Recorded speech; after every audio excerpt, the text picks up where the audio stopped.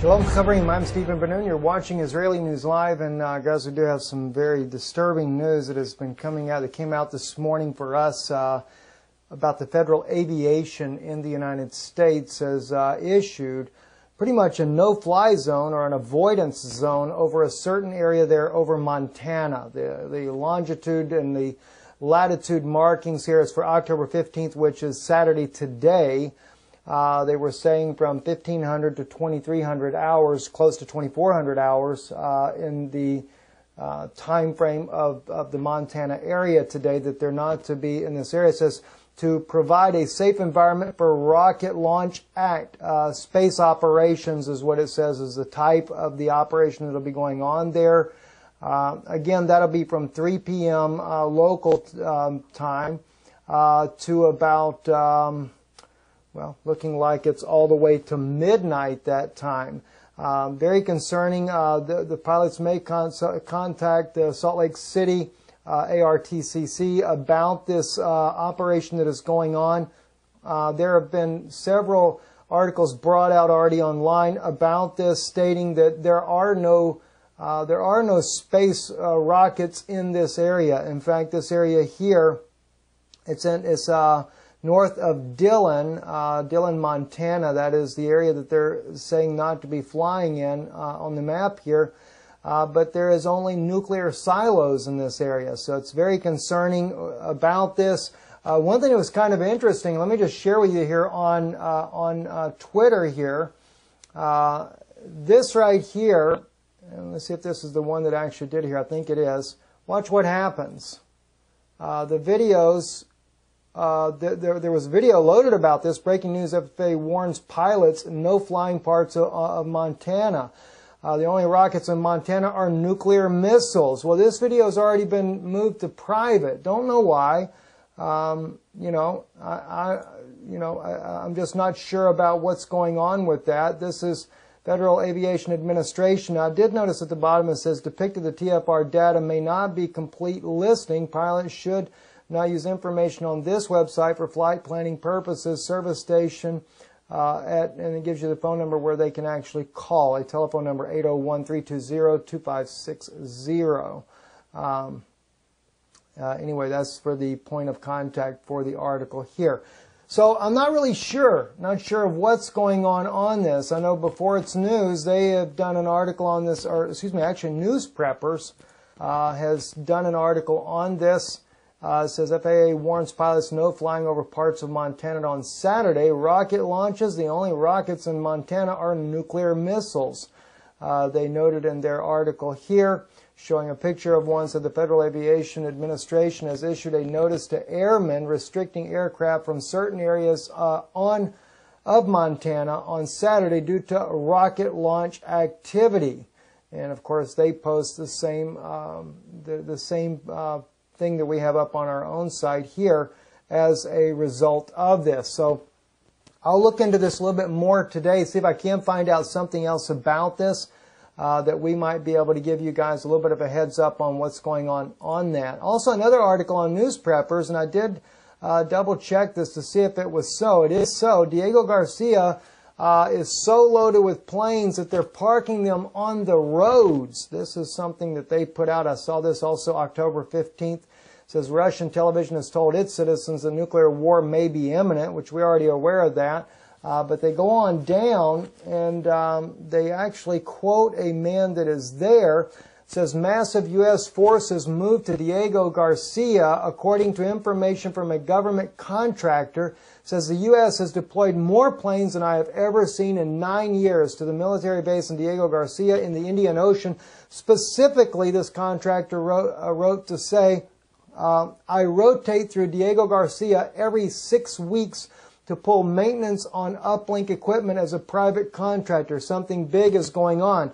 The island has more aircraft than any time in the last 9 years. They have blocked off some access roads and are now parking aircraft on the national road. Barriers have been set up around the aircraft areas. Temporary barracks and hangars are popping up everywhere. A tent city full of AF and Navy maintenance personnel has been set up. I have never seen B-1s and B-2s there at the same time. Actually, I have never seen more than one there at a time. Now there are very many. Security is nuts. I had to show my ID at least 8 times a day. My coworkers are former AF and said they are like that when nukes are around. We counted over a dozen air refueling tankers on the ground. The airfield had a takeoff and landing every 1 minute. Very busy. When we flew out, we waited in line for quite a while. We never had to wait in the past. The Navy had the docks full of ships and 6 to 8 more moored just offshore. That means they're kind of anchored off offshore. For those that don't know what moored means. We watched many pallets of bombs being offloaded from one ship. There were a bunch of B-52s coming in that were painted flat black. I haven't seen that before.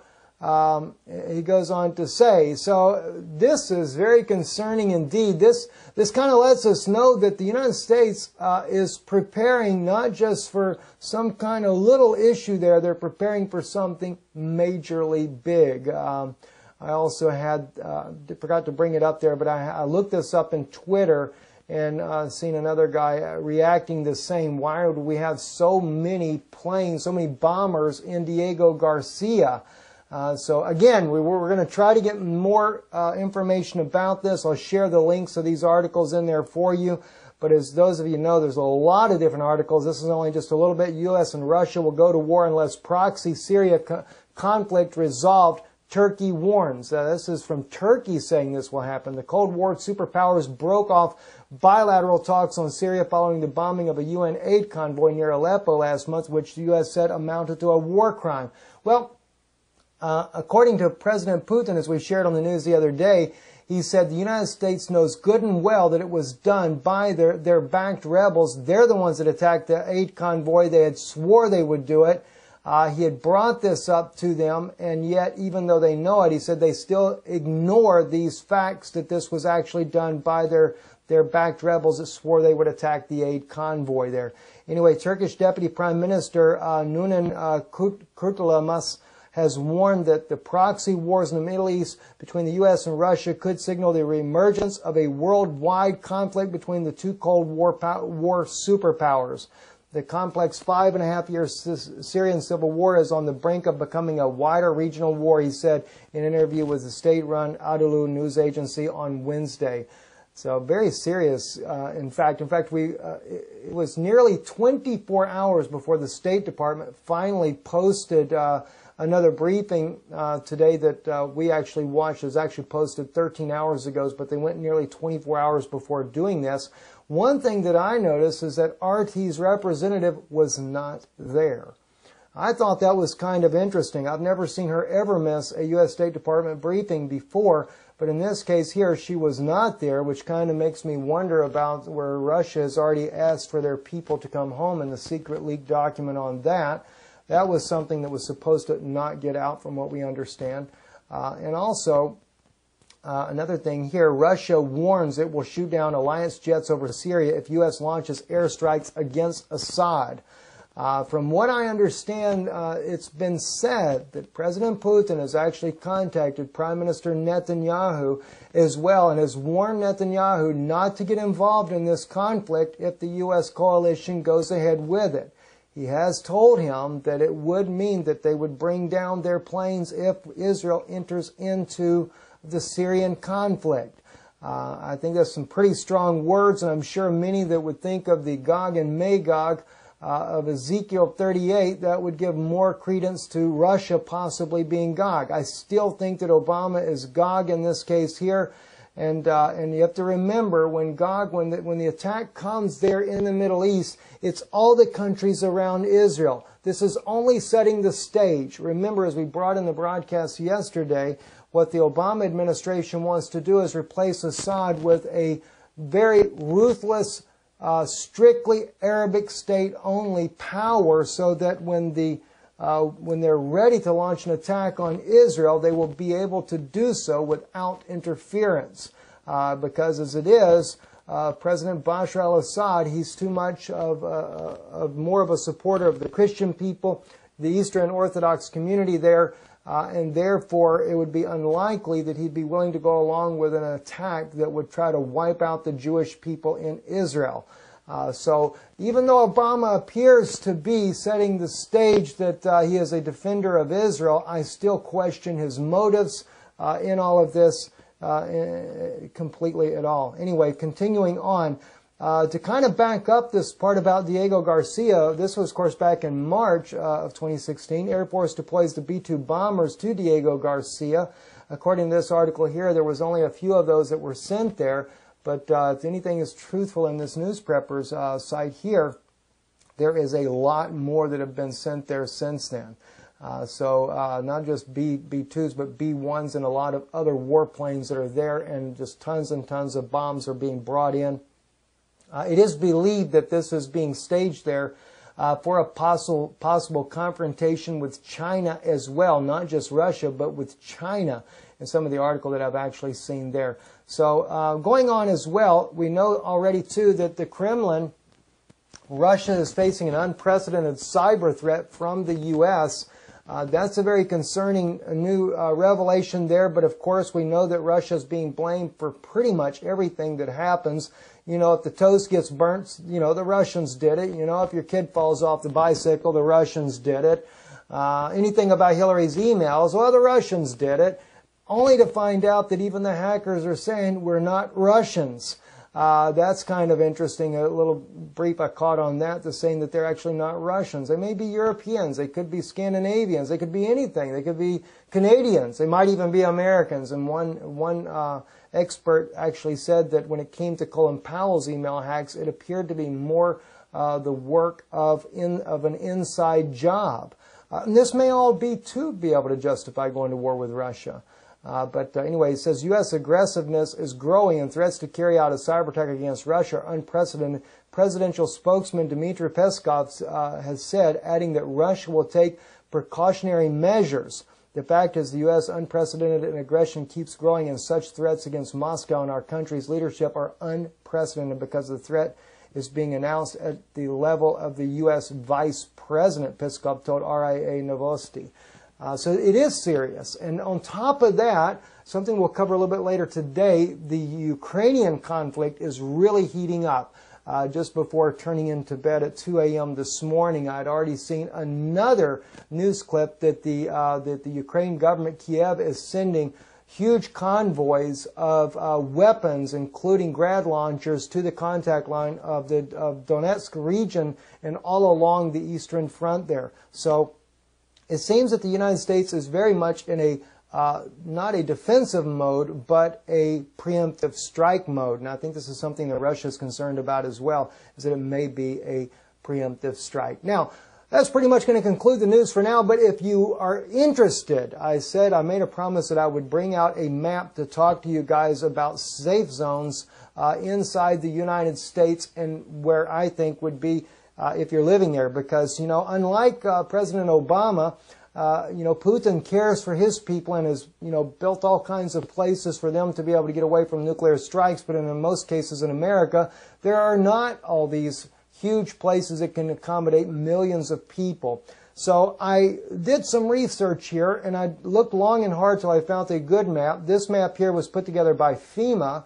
It was put out in, I think it was 2013, showing what they believe would be Russia's first strike areas. Most of these are military targets, but I wanted to zoom in on these and kind of go over the entire United States with you in different areas there that I think would be little safe zones that you might want to consider yourself if you are in any of these areas here, to kind of be a little bit more safer from these types of threats that would happen there. All right, guys, let's take a look at the map right here. If you can see the little dot here out here in the Gulf of Mexico, looking at Florida, it looks like pretty much the only really safe place in Florida is once you get way down here in the south of Naples there, because you wouldn't have a nuclear strike there. Of course, you do have to be concerned about radio contamination. And one thing that I think about is when you think about contamination, you know, the currents of air always move from the west to the east.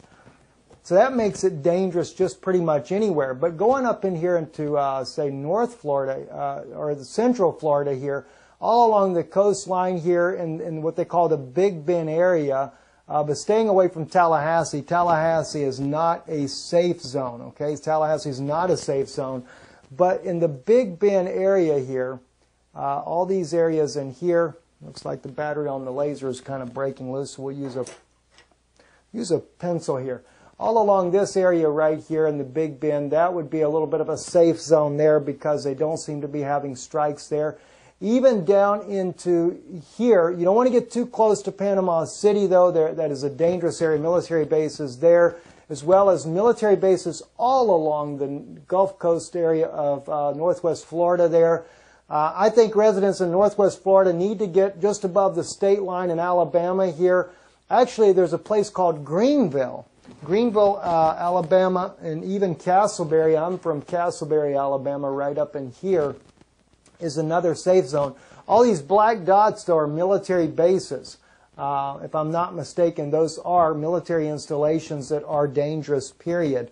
Kind of moving out a little bit and moving up to Georgia and Alabama. If you look down here in southern Georgia here, Tipton is in this area, a lot of places like that. Those are pretty safe. That's a good area to be in. I'd stay away from the east coast of Georgia. Same thing with South Carolina. There's not really a whole lot of good places around South Carolina, period. And of course, once you get up around Atlanta, it's all dangerous, period. But so pretty much in the southern areas of Georgia there would be your safe zones there. And even in Alabama to the west there, near the Alabama-Mississippi line there, looks pretty good. And the same, when you get into Mississippi, ooh, wow, everything is you got pretty much in the center of the state where you got a lot of woods, would probably be a good safe area there as well. And you know, again, guys, you know, I'm looking at this from a survival aspect, and I don't mean this to be fear-mongering. I just think it's good to be, you know, prepared, be cautious. It looks like on North Carolina, though, that pretty much the eastern coast here of North Carolina seems to be more safe. It's around Raleigh and areas like that that are not good. And then, of course, if you were to get maybe, if you're in North Carolina up here in the far northwest corner there where you kind of touch in there to Virginia and stuff, that would be a safe area for those areas there. Then Kentucky, Tennessee seems to be a hot spot pretty much everywhere around Tennessee. So if I were in Tennessee or around Knoxville area, anything like that, I would probably go as close to the border or across into, you know, into southeastern Kentucky, seeming to be one of the safer places there. Before we get into the north, though, let's kind of move more over here to the west here. Again, Jacksonville, Mississippi, pretty much anywhere right up in here. To the east of the Mississippi River may be a safe area. Louisiana, again, southern Louisiana, I wouldn't be anywhere in the south of Louisiana. I would go to the far northern area of Louisiana, maybe in there, just there, Arkansas. All of the southern Arkansas looks like to be a fairly good safe area, even for wind currents. You have a lot of target areas, but they're not nuclear target areas. But it looks like you'd be a little bit safer, especially in the bottom left-hand corner of Arkansas.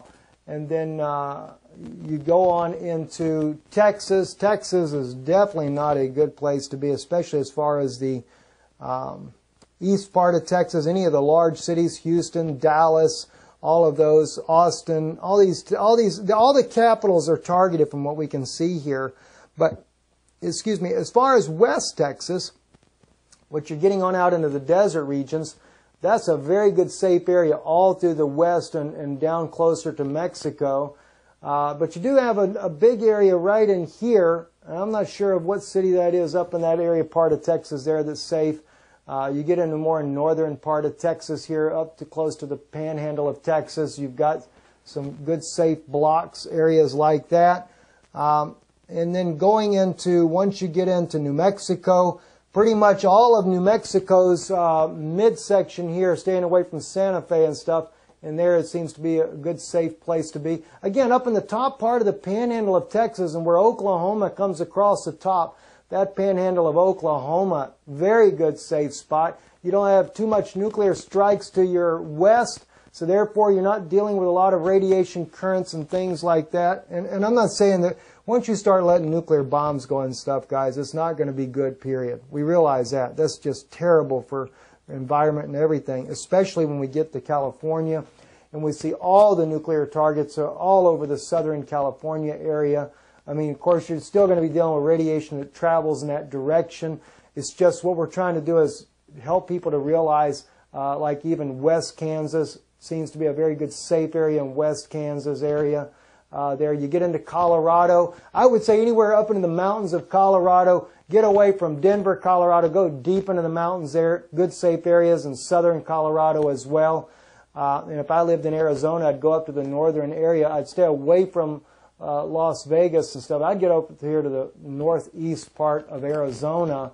And then, of course, you get into Utah, down there near the southern section there of Utah. And anything in Nevada, I would be as far to the northeast of Nevada as I could, or maybe even more central north part of Nevada would be safe up in here because, again, you don't have anything coming across. Most of the attacks would be towards San Francisco area anyway.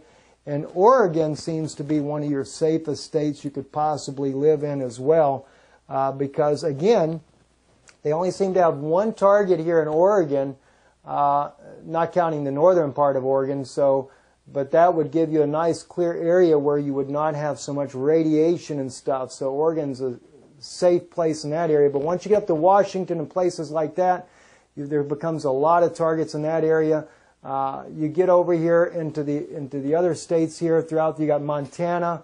Montana's only got one nuclear target, but all these black dots are not good. I'd be like one friend of mine that's way up here to the northwest of Montana. Be a good place there. Of course, the northeast as well.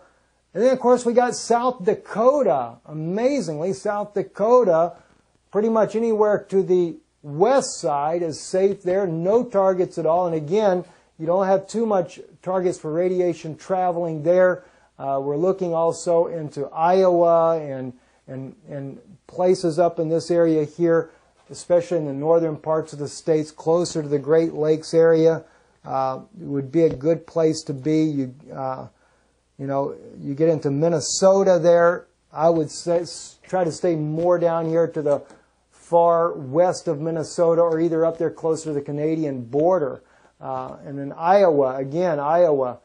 You got a lot of targets in Iowa, so I would try to cross over into Minnesota, get away from some of those areas there. And then when you get into Illinois, again, I would go up there. I would get up closer to the what they call the Yucatan Peninsula there, which is also what you have with getting up in that area there because you'll be closer to Canada and away from all the bad stuff there. You don't have too much that would be traveling in that direction there. But once you get into the eastern part of the coast here, my gosh, this is where it all gets bad. I mean, even from Virginia, West Virginia, northwards, is just everything is bad. It seems, you get into Pennsylvania, the northern Pennsylvania, you can get to the center, the better off you would be. Anywhere on the eastern seaboard is just a disaster. Even if you were in these areas here, so much radiation would travel over, just would not be safe to be anywhere in those areas there. I would definitely look at trying to get out of there. Of course, if you get all the way up there to the very top there, when you get up there to the New England states there, all the way up there near Canada is the best place you could possibly be at. You look at upstate New York, the very, very closest Canada as you possibly could get.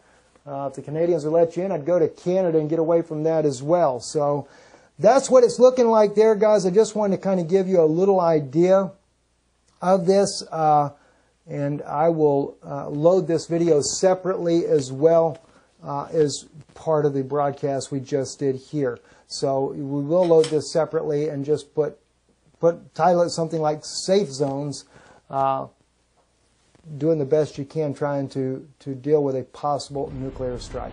I'm Stephen Benoon. You're watching Israeli News Live. Shalom.